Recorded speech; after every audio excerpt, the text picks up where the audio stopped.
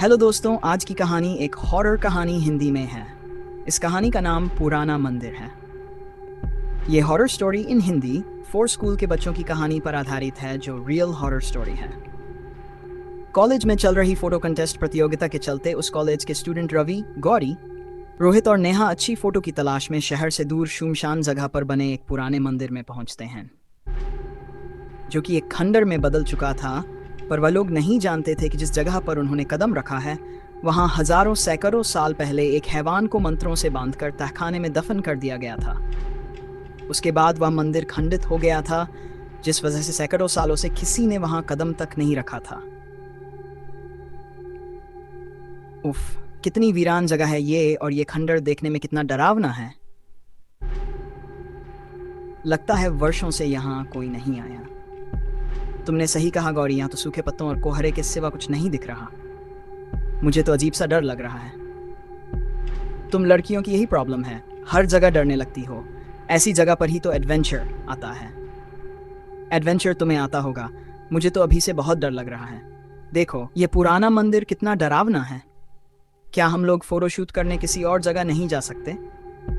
रोहित, तुम्हें अंदर नहीं जाना है तो तुम बाहर इंतजार करो, नहीं तो अपना मुंह बंद रखो। चलो चलो, सब अपने कैमरा और फोन निकालो।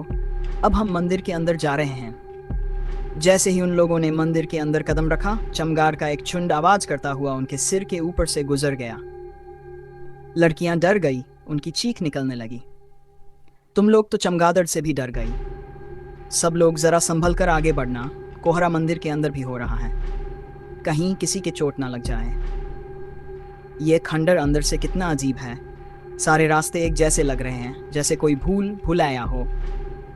खंडर में बनी प्राचीन मूर्तियों की फोटो खींचते हुए धीरे धीरे वह लोग आगे बढ़ रहे थे कि तभी, सब लोग इधर आओ, इस पत्थर पर कोई मैसेज लिखा हुआ है। गौरी, तुम्हें तो संस्कृत आती है ना, क्या लिखा हुआ है इसमें? यहाँ लिखा है कि 600 साल पहले इस मंदिर के तहखाने में एक आदमखोर हैवान को मंत्रों द्वारा कैद किया गया था, जिस वजह से ये मंदिर शापित और अपवित्र है। सब चौंक जाते हैं। क्या कहा? मुझे तो पहले से ही ये जगह भूतिया लग रही थी।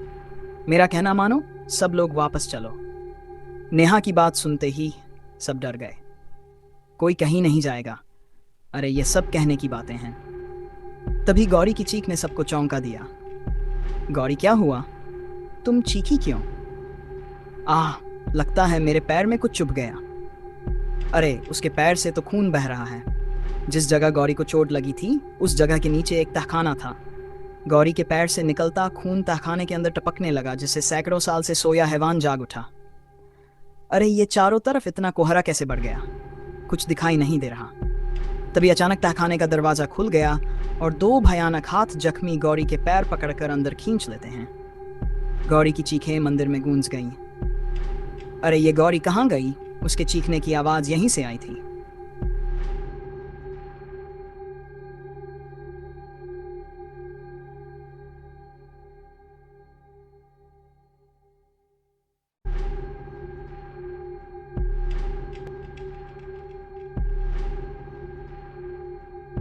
रवि, मुझे लगता है यहाँ कुछ गड़बड़ है।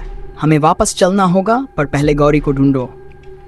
डर की वजह से सबके दिल जोर से धड़क रहे थे। गौरी कहीं भी नजर नहीं आ रही थी। कहीं ऐसा तो नहीं कि उस पत्थर पर लिखी बात सच हो और यहाँ आकर हमने बहुत बड़ी गलती कर दी हो। तुम बेवकूफ हो क्या? आज के जमाने में भी भूत प्रेतों की बातें कर रहे हो। ये सब अंधविश्वास की बातें हैं। गौरी को ढूंढो, यहीं कहीं होगी। इससे पहले रवि और रोहित गौरी को तलाशते, उन्हें नेहा के चीखने की आवाज सुनाई दी। इस बार हैवान ने नेहा को शिकार बनाया। रवि आवाज की दिशा में दौड़ा। नेहा, क्या हुआ तुम्हें? किधर हो तुम? हैवान ने नेहा के बालों को पकड़कर उसे घसीटते हुए तहखाने की तरफ ले गया। रवि को भागते भागते मंदिर के विशाल स्तंभ के पीछे उसे एक आकृति दिखाई दी। नेहा, तुम हो वहां पर? जवाब दो। जैसे रवि उसके नजदीक पहुंचा, उसके सामने हैवान खड़ा था। उसका भयानक चेहरा देखकर उसकी रूह कांप गई। इससे पहले रवि संभल पाता, हैवान ने उसके गले को अपने हाथों से दबोच लिया और उसे वहीं खाने लगा। रवि की चीख निकल गई। रवि की चीख सुनकर, ओह नहीं, यह तो रवि की चीख थी। आखिर क्या हो रहा है? बाहर जाने का रास्ता भी नजर नहीं आ रहा है। सारे दरवाजे एक जैसे ही नजर आ रहे हैं। एक एक करके वे हैवान का निवाला बन चुके थे। रोहित भी भागते भागते थक चुका था, पर उसे बाहर जाने का रास्ता नहीं मिल रहा था। तभी वह हैवान रोहित के सामने आ गया। ये क्या बला है? और बहुत डर गया।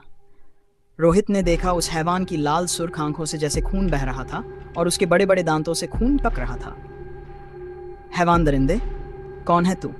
तूने मेरे दोस्तों के साथ क्या किया? मैं तुझे जिंदा नहीं छोड़ूंगा। हैवान धीरे धीरे कदमों से रोहित की ओर बढ़ने लगा।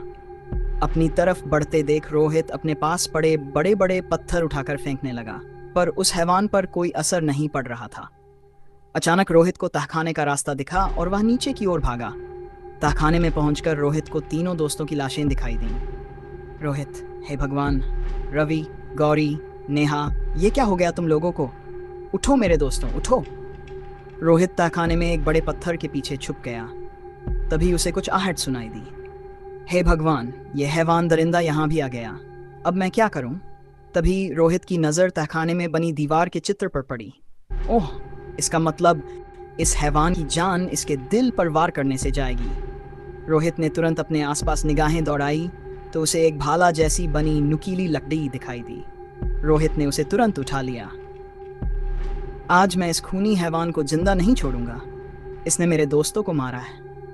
इतने में ही रोहित हैवान पर हमला करने गया तो हैवान ने उसकी गर्दन पकड़कर हवा में उठा लिया। रोहित ने बहुत कोशिश करते हुए हाथ में पकड़ी लकड़ी से हैवान की आंख फोड़ दी। हैवान दर्द के मारे झटपटाने लगा। रोहित ने मौका देखकर दूसरी आंख पर भी वार कर दिया। हैवान चीखने लगा। हैवान के चीखने से मंदिर की दीवारें हिलने लगीं। इससे पहले रोहित हैवान के दिल पर वार करता, हैवान ने रोहित का हाथ पकड़कर उसका हाथ तोड़ दिया। पर रोहित ने हिम्मत नहीं हारी। उसने लकड़ी दूसरे हाथ में पकड़ ली और पूरी ताकत से हैवान के सीने पर वार कर दिया। रोहित, ये ले शैतान, अब मर! हैवान की खौफनाक चीख से पुराने मंदिर का कोना कोना कांप उठा। रोहित तेजी से सीढ़ियों पर भागने लगा, मगर ऊपर पहुंचने की लाख कोशिश करने के बाद भी रोहित वही तहखाने में पहुंच जाता था। क्या मुसीबत है! उसके हाथ से खून निकलकर तहखाने में गिरने लगा। इससे पहले रोहित संभल पाता, रोहित के पीछे से दो हाथों ने रोहित को कड़कर खा लिया। इस तरह रोहित बचाओ, मुझे बचाओ चीखते चीखते मर जाता है। आखिरकार रोहित भी हैवान का निवाला बन गया और उस मंदिर में पहले जैसा सन्नाटा बसर गया।